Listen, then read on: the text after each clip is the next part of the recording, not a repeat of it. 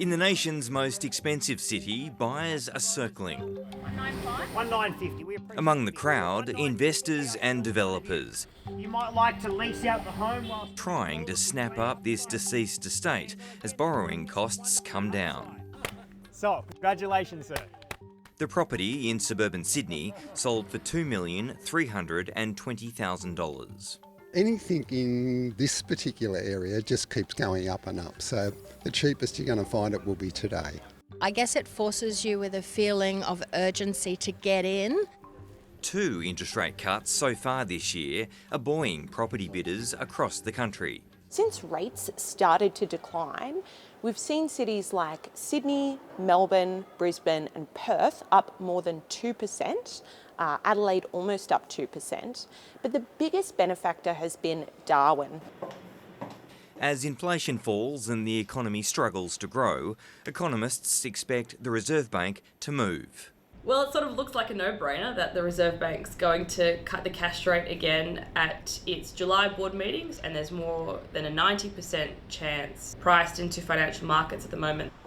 Independent economist Sherman Chan doesn't think the rate cut is guaranteed. Productivity is still a very weak point for our economy, and that is a risk to our inflation outlook. And the RBA has made it pretty clear that the quarterly CPI series is the preferred measure. So there is a chance that they may wait until they see the June quarter CPI data before they decide to move. So this is where it started. Our Milos tote basically launched our brand to where it is today. Nia Pandoulis hopes lower interest rates will help grow her fashion business and allow her to get a foot on the property ladder.